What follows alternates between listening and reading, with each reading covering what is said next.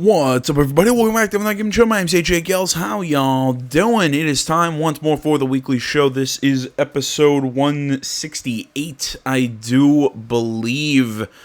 Real quick before we hop into everything, I am going to be doing some channel announcements, actually starting right after I probably finish up this little announcement that I'm doing announcements.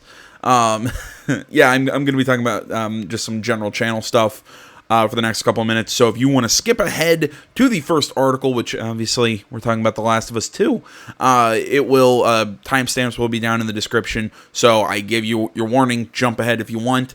On to my actual announcements. First off, guys, I want to say I'm sorry that the last couple of weeks things have been a little sparse in terms of uploading. I've been doing my best to really keep up with everything. If you follow me on Twitter, I think you probably saw me post a little bit ago. Or I think it was yesterday, that really work has been absolutely just, it's been nuts for me the last couple weeks. It's just how it's going to be every so often, because I don't have a set schedule, because I'm still a part-timer, so my schedule changes week to week to week. So it's one of those that if I'm short on uploads, you got to understand, it's just how my work schedule goes. So I can't do much about it. I'm doing my best to shut up. GeForce Game Ready driver available bullshit. But yeah, it's just my work schedule is just keeping me really, really busy, and that's how I pay for games. So, gotta go to work, gotta do all that stuff. But yeah, it's like I said, I'm not doing stuff out of laziness. It's just, work's been keeping me busy the last couple of weeks. I said this in my the TGS video that I did for Yakuza 7. If anybody has Final Fantasy 7 footage of the stuff that they showed at TGS, but actually has good English subtitles and not just that YouTube auto-generated English crap that you kind of have to almost decipher like a weird puzzle. If anybody has a good subtitled version, please send it to me. I'd love to take a look at the Final Fantasy 7 gameplay footage that they showed. I think some of it was what they showed at E3, but it looked cool to me. It's just one of those, again, I don't want to wade through an hour of bad subtitles where I'm not 100% sure what's being said, and all that. We are even talking, actually, about Final Fantasy VII, or the remake of Final Fantasy VII, in a little bit. I'm trying to think if there was anything else. There was one other thing I did want to bring up. Oh, right. October is going to be pretty full as far as releases go. There's going to be some stuff that I'm going to be ignoring. Not ignoring. It's just stuff that I'm going to come back to some other time when I have, the time to play other games. Games like John Wick Hex looks really cool. I also like to watch the John Wick films before I play that. A game called Devil's Hunt that I had been showing a few trailers on the channel. I thought it actually looked really cool. It's a time thing. I just can't get to play it, so that will be played sometime. It's on my, my backlog of stuff that's not on my whiteboard that it's like, hey, I'd love to play this sometime. But right now, my list of upcoming games, because we still have one more before the end of this month. We have FIFA 20, because I think there's going to be a story mode or something like that. I think it having to do with Volta Football, so we're going to be taking a look at that. We got Ghost Recon Breakpoint on the 5th, I believe. On the 4th. Concrete Genie is on the 5th. That's a Sony exclusive. I believe there's going to be a story mode for WWE 2K20. I'll probably be doing that. Call of Duty Modern Warfare, obviously. And then the last game is the Outer Worlds. Those last couple are all coming out late October. So that's kind of the plan for October, if anybody was curious. I believe as far as actual announcements or things I just wanted to say about what's been going on with me lately, I think that's all. So I hope I was able to keep that, pretty succinct enough. Let's actually hop into our article and our main topic for the show, which is that The Last of Us 2 is actually, we're getting more shit for it. Earlier, I think it was earlier last week, late the week before, we were finding out that, hey, The Last of Us 2 is going to have an event at the end of September, and then we were also seeing, there's some cryptic stuff. Maybe Sony's going to do another State of Play. In all honesty, I'm not too terribly. I don't have a whole hell of a lot of faith in the State of Plays, because I thought the last two kind of sucked, in my opinion. I thought they were bland. I think they showed stuff that just it didn't get me. They just showed stuff that just didn't get me excited. And I'm still waiting for the Ghost of Tsushima release date. I'm still fucking waiting for that. I'm hoping that they show it at this State of Play, but probably not because God hates me. Either way. But it eventually came out that the Last of Us 2 event and the State of Play are one, so the State of Play is going to heavily focus apparently on The Last of Us 2. We'll probably be getting a release date. The next article I have is actually a rumored release date for the game, even though I don't think that listing is true, just because I don't see it coming out when it says it's going to. But we'll cover that when we actually get to it. This is going to be a short article. It's on Push Square, article Stephen Tailby. Hopefully that's correct. There it is. We know for absolute certain The Last of Us Part 2 will make an appearance during the upcoming State of Play presentation scheduled for Tuesday next week. The live broadcast will give us our first look at the hotly anticipated, sequel since last year's E3 gameplay trailer. And Neil Druckmann tweet. The game's director, Neil Druckmann, has announced on Twitter with the above teaser, it reveals nothing, only showing Ellie's switchblade accompanied by some ambient sound. It's not much, but it sure sets the mood. As we said, the next State of Play goes out on Tuesday, 24th September. Are you excited to see The Last of Us Part 2 once again? What do you think will be shown during the broadcast? Lob some bricks in the comments below. Oh, there was, I remember, I was correct. There was one other thing I wanted to tack on. That was kind of an announcement. As far as the State of Play presentation goes, my video for that should probably be up sometime on Wednesday because I work this upcoming Tuesday. So because when I think that the State of Play is going to go live, I'm probably going to be at work, or I'm not going to have time to do a full video for it before I have to leave. So expect the State of Play video on Wednesday. So there we go. We know there's a State of Play. We know The Last of Us Part 2 is going to be a part of it. I've been seeing a lot of articles that a lot of people are actually questioning. Has hype for The Last of Us 2 really been built up? Have people? Is this really a time that are people really excited for it? Because it's really, we've not been hearing a whole hell of a lot. I mean, sure, there are people who are excited for it. Obviously, there almost any of the big games, I think there are people who are excited for them. In some level or not, but it's just something I've been really realizing recently, that really hype trains for a lot of these big titles aren't what they used to be, where it used to be everyone, it's all we hear about. Oh, we can't wait for this. We can't wait for this. Can't wait for this. Ba, ba, ba, ba, ba. But at the same time, look at all the cool stuff that's come out this year or will be coming out this year. I mean, we still got Death Stranding that people are looking for. It's like I mentioned, Ghost of Tsushima. We've got this. I think there's even if I'm not talking about these like big blockbusters that people are would talk about. Even there's some smaller games. Greedfall apparently had some buzz that maybe I didn't see, but Greedfall had some buzz. Borderlands 3 had a lot of buzz. Fire Emblem 3 Houses had buzz. There's so many games out right now, and I think I'm sure some would argue that there's an oversaturation in the market of games, particularly some that don't actually deliver. Which, yeah, that's always a risk, especially when you have the last couple of years, which have just had a shitload of, I would argue, good titles. But that's just me. And I think that's the whole thing with this excitement kind of dying down for The Last of Us 2. It's not necessarily that people aren't excited for it or really want The Last of Us 2. I'm stoked for it. In all honesty, I don't need more gameplay. I just want to see when the hell it's coming out, and then you could just let it sit until it drops.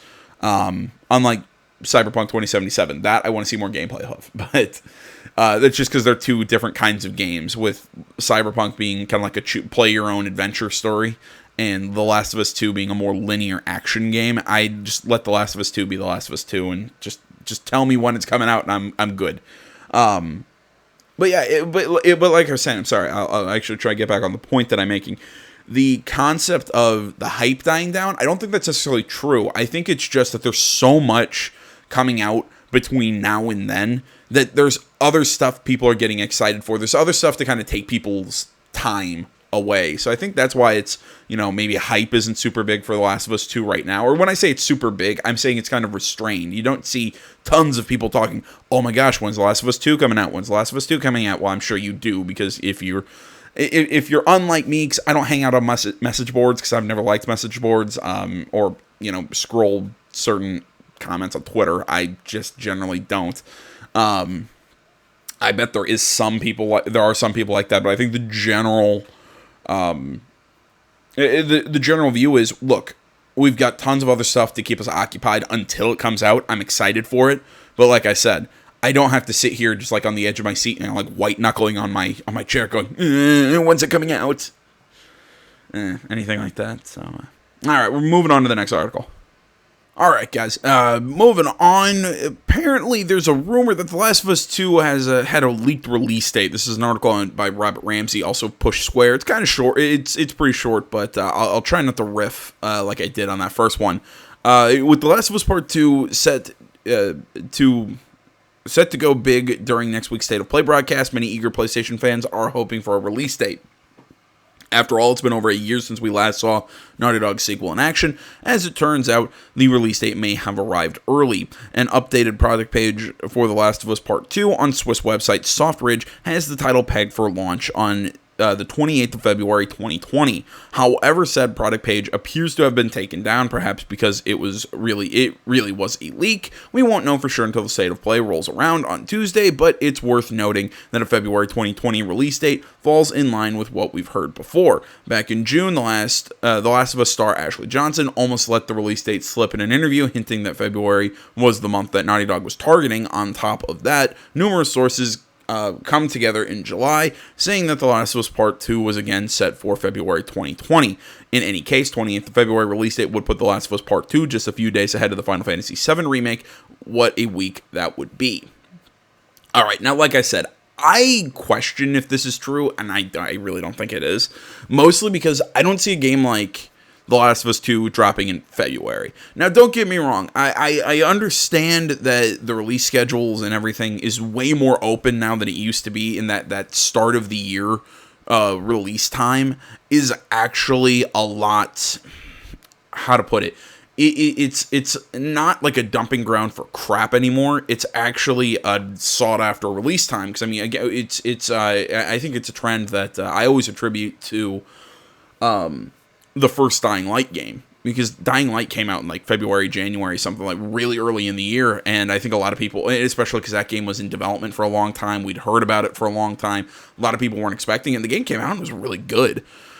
So I've always kind of thought, so maybe it's just me just kind of remembering the time where that February time was the dumping ground for crap, and it's not so much that way anymore. But just something about The Last of Us, it does not strike me as a end of the year release. I mean, we are getting to the end of the year, so I guess it is a little bit more possible. But in October, see, I don't want to say October. I think this game could come out. Well, I mean, it could come out next month and kill everything, but I don't think it will. And maybe it would try and avoid November because it wants to avoid Death Stranding. I don't know. Maybe I've kind of Jedi mind tricked myself here into thinking this could be real. Like, you've seen it live. Like, me almost convinced myself here live that because originally I'm sitting here going, there's no way it's coming out in February. It's going to be it's going to be a fall of this year, because that's when a game like The Last of Us 2 should come out. But at the same time, now I'm sitting here thinking they probably want to avoid Death Stranding, or I'd want to avoid anything made by Kojima.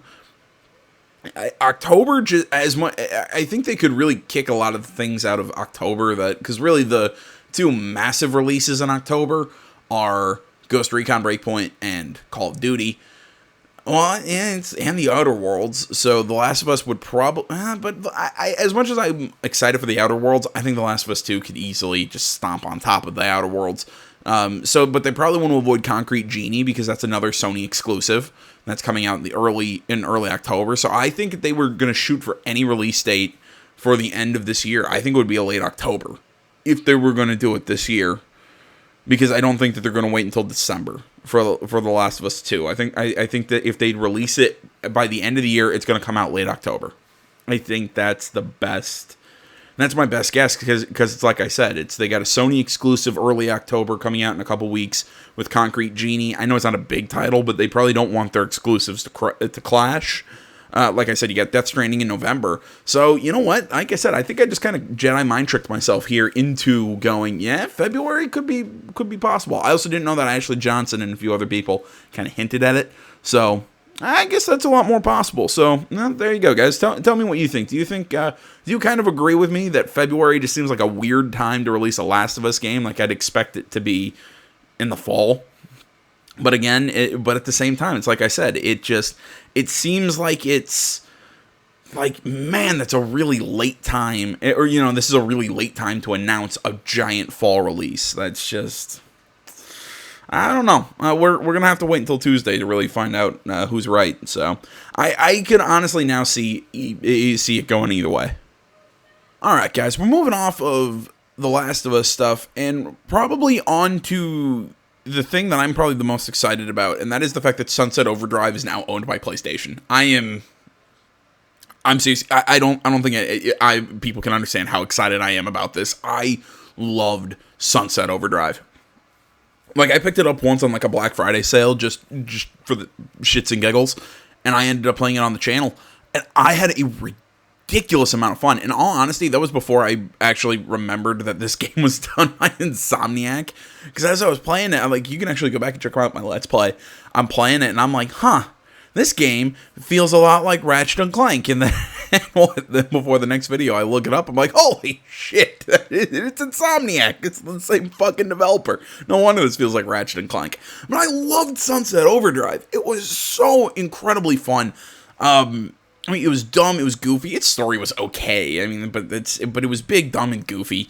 It was exactly what I wanted, it just giant, weird slime monsters being created out of energy drinks. That was great, the robots, and then the ending, it ends on a cliffhanger. So, yeah, Sunset Overdrive 2 can happen.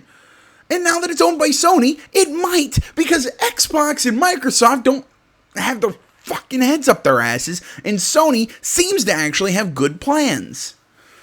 I'm sorry, so many people are trying to sell me on, Xbox they're coming out with a new Halo game, and look at all these studios. Like, I saw on Twitter, it's like, they're coming out with a new generation next year, and Halo, and all these studios that they've picked up. I still don't think they're going to do anything with these studios. Again, if you've heard me rant about Xbox, you've known that I think that their direction of the company is just completely... I don't even know what the direction is. It seems like they're going for a quantity over quality approach, and they've not... I can't remember the last great... Well, okay, actually, I can remember the last great Xbox game I've played, and it was Gears. It was Gears 5. It's great. I love it.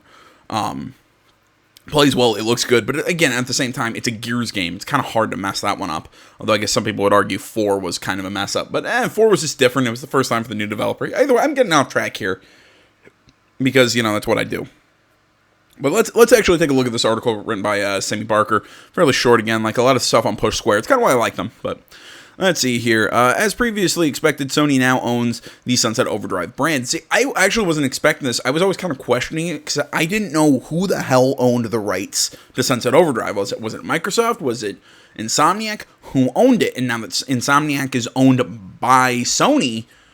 Again, it just continued it continued my questioning of who the hell owns the rights to the franchise. Despite the game first launching on Xbox One as an exclusive, Insomniac Games famously retained the rights to the intellectual property. PlayStation has since purchased the Marvel Spider-Man and Ratchet & Clank developer, but Worldwide Studios chairman Sean Layden said he'd need to, quote, turn over the files, end quote, for the full story.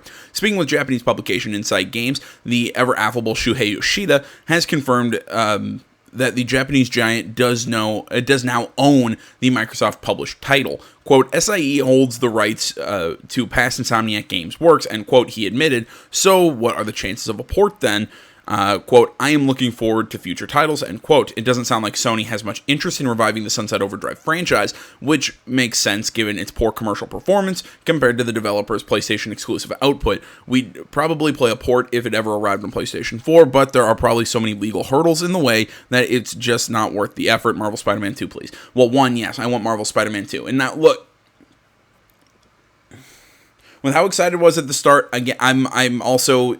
They're probably taking a more rational approach than I am, because as soon as I heard that this was not in the hands of Microsoft, I'm like, thank God, maybe somebody will make it. Now, I think they make some fair points. The commercial success for this game wasn't massive, but also because this game was a launch title. Hell, it came bundled with a lot of Xboxes. And a lot of people ended up playing it going, holy shit, this is actually really good. It was a well-made game. It was fun. It was enjoyable. Yeah, is it going to do what... Is it going to be a God of War? Is it going to be a Spider-Man? Is it going to be a whatever? No, but I think this game has enough of a cult following that Sony would... I think it would be a bad move for Sony to just sit on this.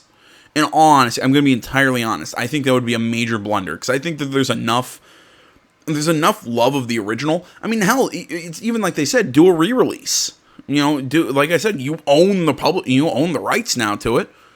If you can, port it, bring it over to the PlayStation, see how people like it, and try and get some hype up for it again, and then greenlight a second one. Because I'm willing to bet you'd see enough excitement over it and enough interest to justify a Sunset Overdrive 2. I'm gonna be entirely honest on that. I really think a Sunset Overdrive 2 would draw people in. Right here, customer number one, right here. As I mentioned earlier in the episode, Final Fantasy. And sorry if it seemed like that cut was kind of abrupt. I just kind of ended one topic and moved on to the next. But either way, I mentioned earlier that we're going to be talking some a new feature that's being brought to Final Fantasy VII, which has made me a lot more interested in this game. The more I look into it, though, I'm kind of looking at it going, it's not necessarily what I'd want, but I could deal with it.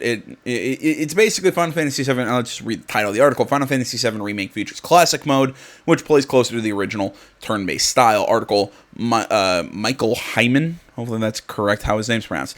With Tokyo Game Show 2019 happening, plenty of news has come out of upcoming Japanese games, including the Final Fantasy VII Remake. While we got a fresh look at the combat system, along with seeing Tifa and Aerith in action and the summoning of Ifrit. Is that Ifrit? Is it Ifrit or Ifrit? I'm actually not 100% sure. We also got details on Classic Mode.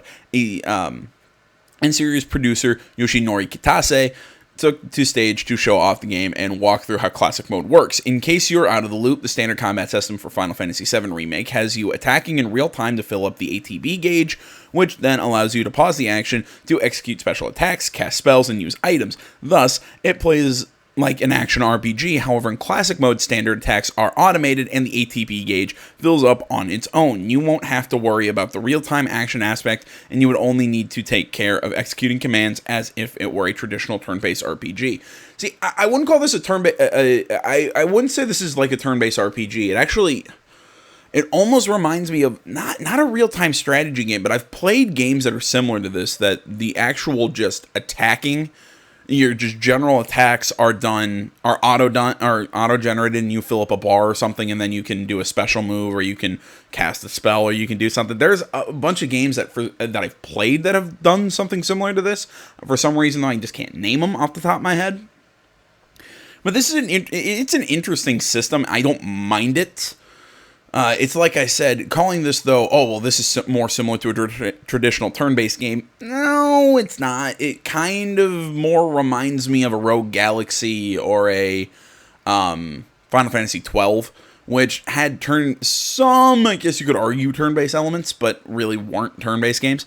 Part of me just wishes they could just out and out and say, okay, look, you can either play it in action mode, or you can actually play it as a turn-based RPG. I would much rather have that, but I understand that would basically require way more coding into it. Yeah, I get that how unrealistic of a... I understand how unrealistic of a wish that is, but man, I wish they could do that. The official Final Fantasy VII Remake Twitter account briefly outlined the system series. We got a glimpse at easy and normal modes for the in-game option menus.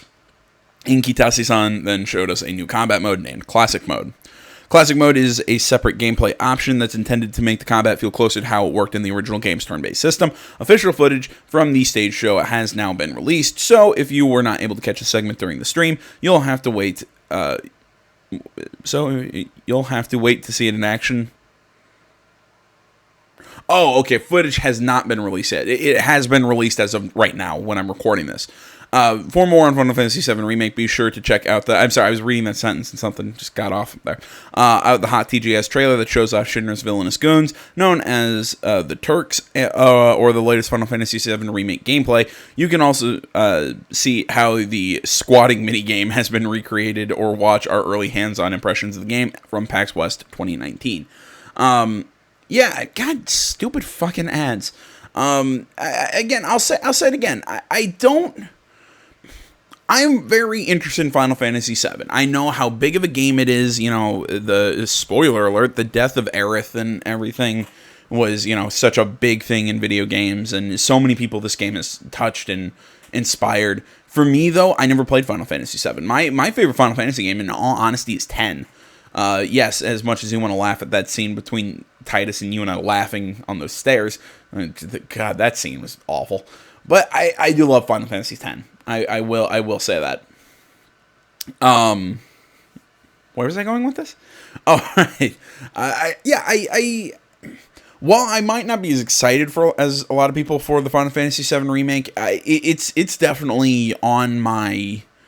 It's on my radar, and I'll probably do a video for it, or I'll probably do a Let's Play for it on the channel. But we're gonna move on to another RPG that I've actually really been excited for, and I'm really kind of glad we get this like nice little breakdown article. All right, I remember I know I did at least an article talking about this when it got announced that Fairy Tail is getting an RPG.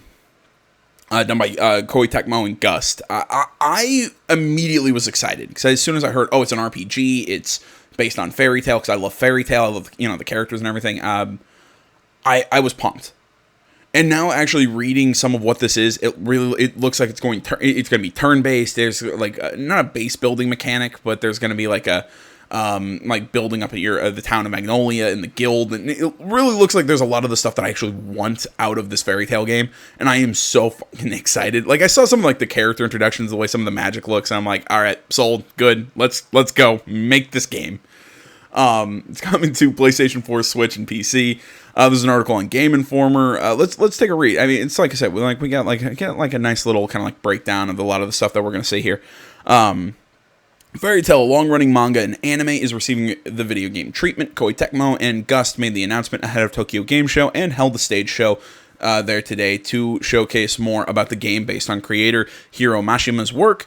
The game is being created under Mashima's supervision to make sure the journey to the content of Fiori is as close to the true experience as possible. And see, this is another reason why I have so much hope, is that this is not only based on the actual creator and writer's work, he's also assisting in the creation of the game. So so I'm really hoping it stays true to Fairy Tail. I'm hoping for the English dub that they can at least bring back Todd Haberkorn, the voice actor for Natsu, the main character.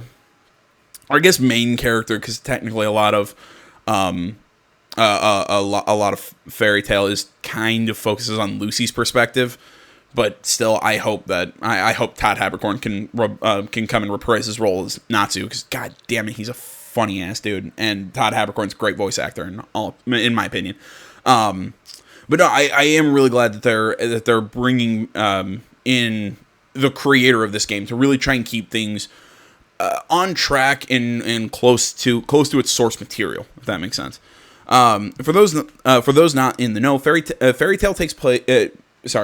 For those not in the know, Fairy Tail places you in the world of mages and wizards. It follows the exploits of a mage guild taking jobs to earn their keep and learning more about the world's mysteries. We were on hand at Tokyo Game Show to learn more about the RPG, which is taking plenty of cues from Gust's flagship franchise. Atelier? I actually don't know that game, in all honesty. You control main character and Dragon Slayer Natsu, but over 10 characters will be playable in addition to Natsu. The following have been confirmed: Wendy, Lucy, Gray, and Erza. I haven't seen the entirety of Fairy Tail. I've only seen up to a certain point. So I'm not 100% sure what kind of mage Wendy uses. I've gone over this before, but Lucy, she basically summons what are known as celestial spirits. Gray uses like an ice alchemy magic. So basically, he creates objects out of ice, and Erza has, I think her magic's called X-Quip, because I've been reading the manga again. It basically, she stores like magic armor and swords in another dimension, and she changes her armor that gives her different abilities and whatnot. The show uses a lot like really cool like practical magic, because like the main character, it mentions Dragon Slayer. Basically, Natsu can use, like, he eats flames, and his body's constitution is that of a dragon. It's actually, he makes him kind of a wacky character. He's a lot of fun. I believe from what else I've seen, another character who is playable is Makarov, the head of Fairy Tail Guild.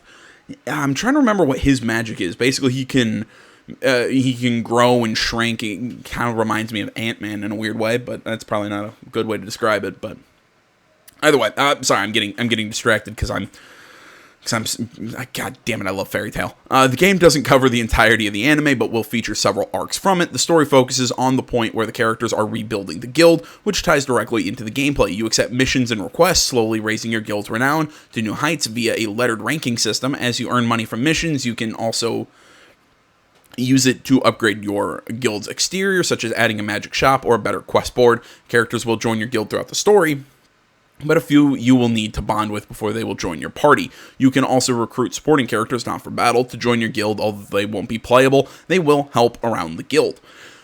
And again, I like this idea. I like how there's kind of a base building mechanic. I like how, this is actually what I would want out of a Fairy Tail game. Like, don't get me wrong, I like that there's going to be, that there is story in there. It is following some of the arcs from the show, or the manga, whichever one you want to go over.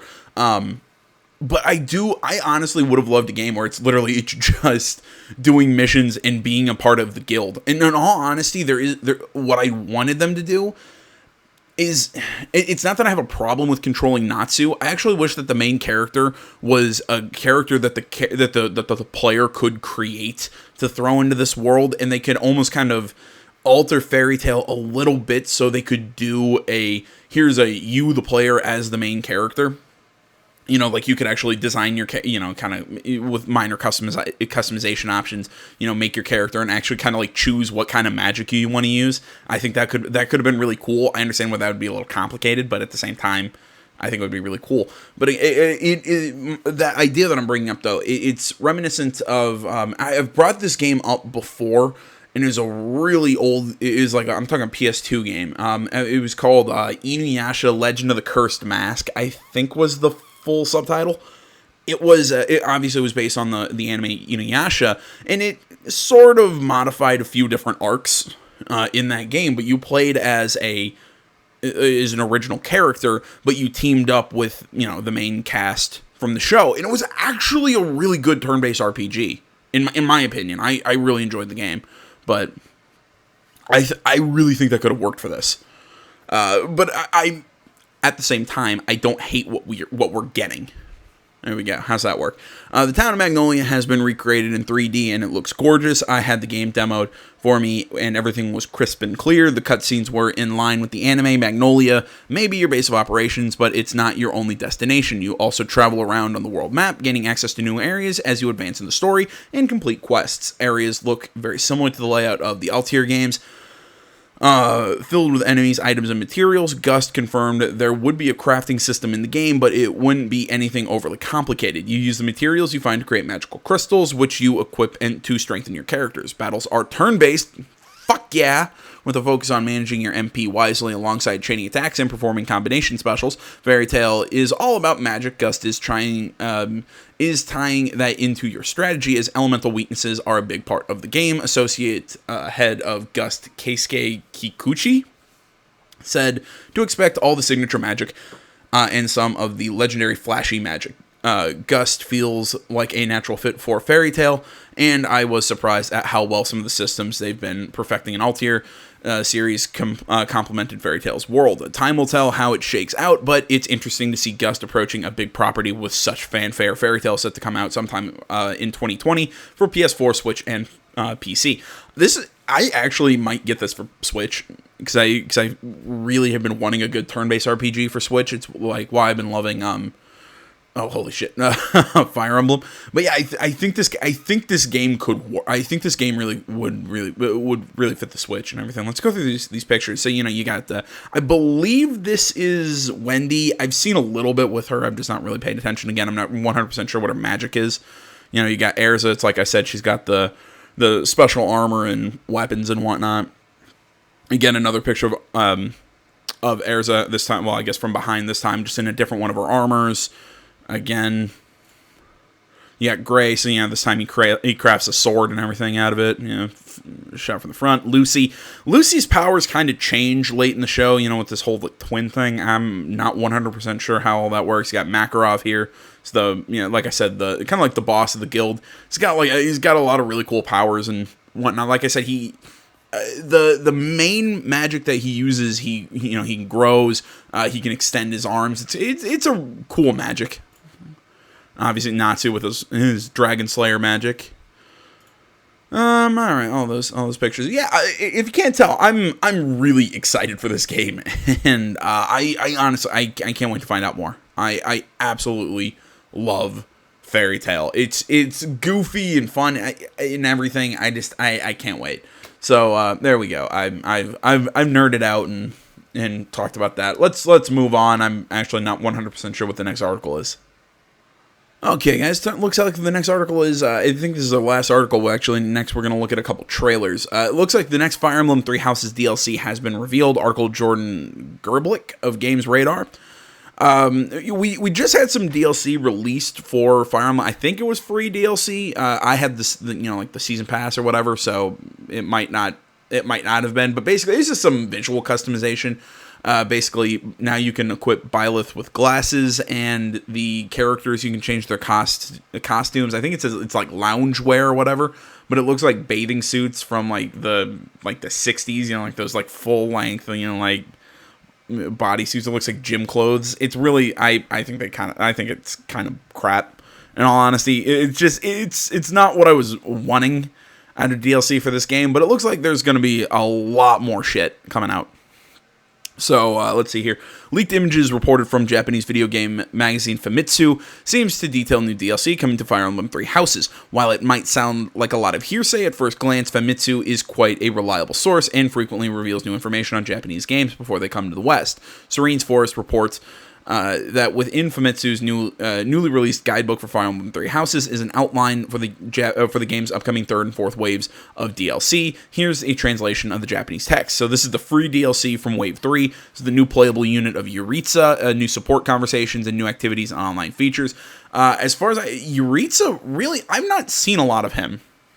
He was in the very beginning of the game. I'm not going to try and spoil anything, I guess, but, if you go watch my Fire Emblem Let's Play, he was a character early on, but really he just seems to have disappeared after I think 4 or 5 chapters, and I don't know where he went. So I'm not sure if they utilize him a little bit more in the end game, but what's going on with that? But that's kind of odd to me. But it's neat that they're actually going to try and bring him more into the story.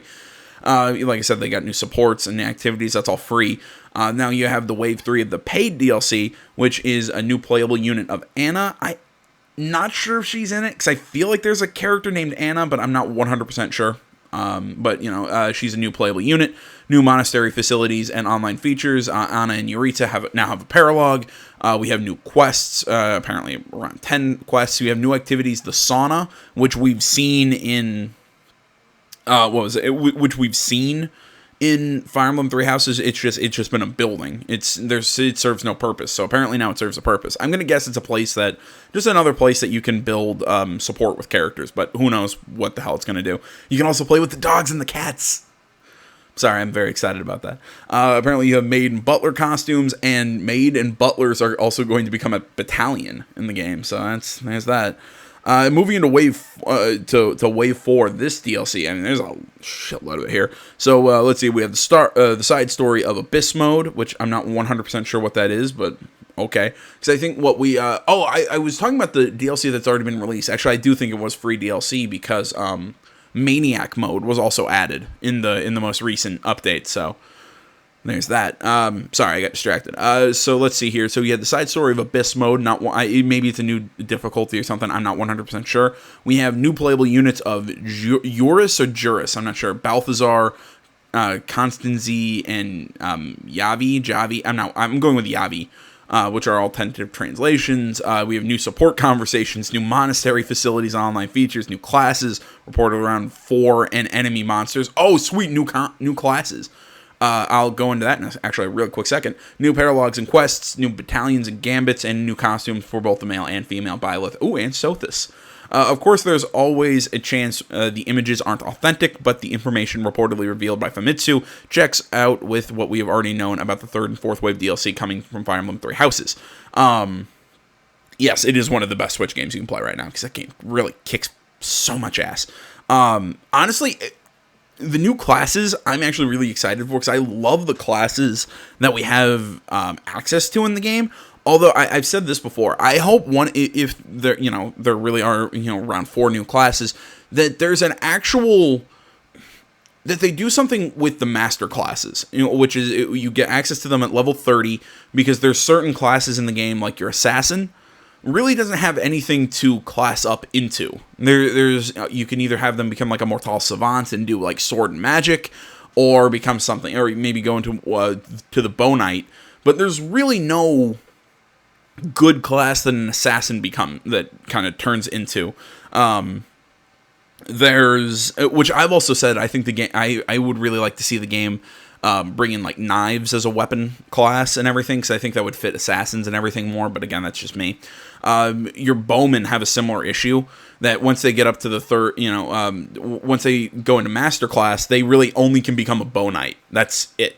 So your snipers have to be, so if you have a sniper, they immediately have to become a bow knight. There's really no other option for them if you want to make them into a master class, which kind of sucks, because I feel like you could do something cool with a sniper. And honestly, here's my pitch, and I know there are probably so many people who love Fire Emblem that would hate my pitch for this, but here's my pitch, is that they add a rifle class, and that they actually bring in firearms. You don't have this class open until after the time skip, to kind of explain, hey, military technology is advanced. Here we have guns now, which, like I said, like I'm not saying like machine guns, like I'm talking just like straight up rifles.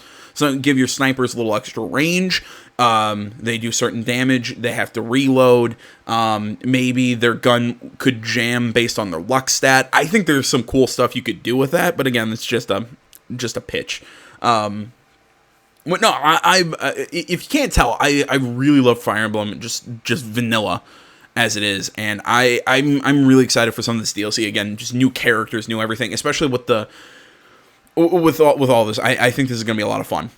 So I wanted to include this, even though it's just mostly just me gushing about Fire Emblem Three Houses. But yeah, I just wanted to do that. So all right, we're gonna move on. I've got a couple trailers that I am going to close up with today. But first, I'm gonna stand up, get something to drink. All right, guys. Of the first of the 2 trailers I've got, the first one we're taking a look at is called "Today's My Birthday." I want to say thanks to Akita Touchdown. Dude always sends me some really he's how I found out about Devil's Hunt, and a few other games that just look interesting. He sends me just some cool trailers that I've never heard of. And here's another one. I really haven't even I've seen just like bits and pieces of this. I haven't seen the full thing. It's about 4 minutes. Let's just hop in.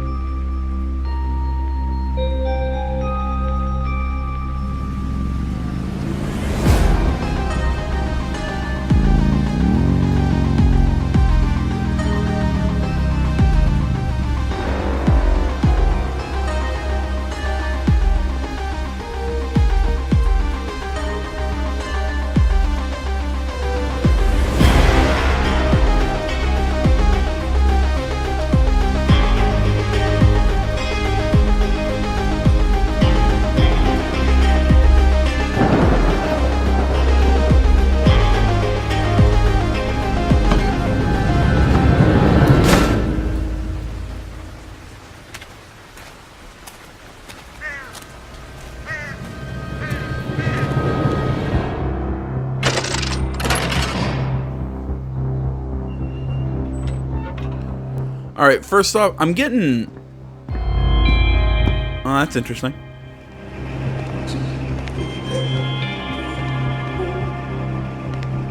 I'm getting RE7 vibes, mixed with like a little bit of Outlast.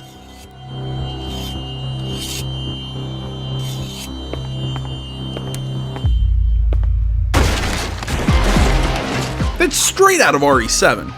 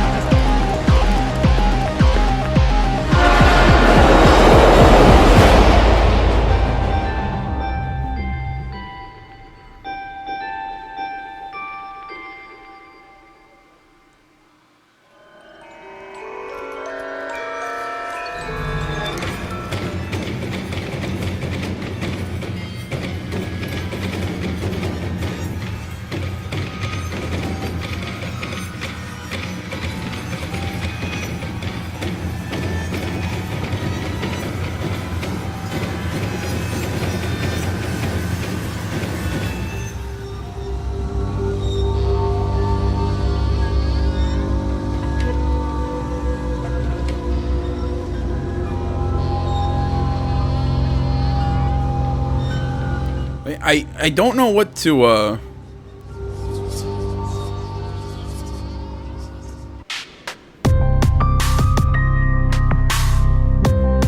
Is there anything else, or is it just... Okay, it's just... Yeah, okay, it's just images now. Okay, supporters on Kickstarter. Okay, I understand now way more why this game looks really rough. I gotta give them some respect. It really does look like they're doing their best to kind of, like, create this atmosphere, this that's really kind of, foreboding.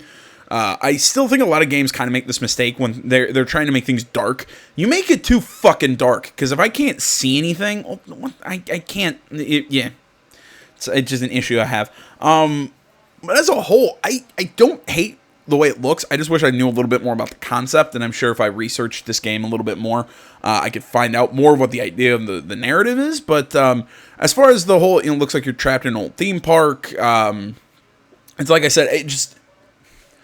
I like the idea. It's interesting. I respect people who are doing their own things for like Kickstarter and whatnot. My biggest thing with this is just generally the fact that this looks almost... It looks so Resident Evil 7 to me, which I guess wouldn't be a bad thing if it just... Some of it just seemed really derivative. But at the same time, I'm not the guy making games or whatever, so... You know, take it or leave it. Interesting concept. I don't know. Tell me what you guys think. Down in the comments below. Like I said, I just wanted to, you know, I love showing stuff that you guys send me and say, hey, here, take a look at this. So I thought this would be interesting to take a look at. So we're gonna do one more video, and we're going to look at what the hell's the name of the game? Atomic Heart. That's what it's called. It was that kind of like Russian post-apocalyptic kind of like Fallout game.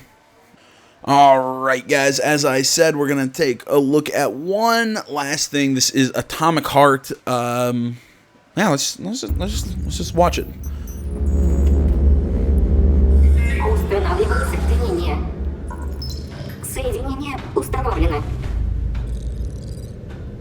Профессор сказал, что ты третьи сутки не спишь. Не хочу. Снотворное? Бутылку водки. Скажите еще, водку со снотворным. Вы же знаете, я этого не люблю. Мой мозг – моя крепость. Знаю. В детстве меня удивляло, что брат боится спать в темноте. Мама оставляла ночник. Брат это успокаивало, а мне мешало. Свет сковывал воображение. По той же причине я не любил детские книги. I have no idea what's being said. And totally honest, that's what I get for not speaking Russian. Именно. Книги из отцовской библиотеки выглядели интереснее. История, медицина, теоретическая физика. Наука не пытается представить мир ярче или безобиднее. Не выдает ложь. Okay, so far we're in some sort of facility. There's some robots. You know, we saw those things flying around. This kind of looks like the holodeck or whatever it was called from everything that we've seen in the new Cyberpunk game. I really like this game's the aesthetic they're going here with the bright white lights, very sterile, very kind of like laboratory setting. I'm still really curious about this game. Like, this game, it just keeps, like, popping up with, like, here's a trailer, here's a little bit of gameplay, here's this, here's that. The game just looks so freaking weird, but overall, it's, like, Russian Fallout. And I'm really want to play this. I just wish I spoke freaking Russian. Так я узнал, к чему мне готовиться. А еще я сделал одно открытие. Чудовище в темноте ведет себя естественно и подлежит изучению. Чудовище на свету носит маску и потому непредсказуемо. То есть опасно. Очень опасно. Более того, чаще всего именно свет и делает нас чудовищами. Понял, о чем я? Более-менее. Я могу выключить свет? Да. Реконструируем освещение. Ночной режим.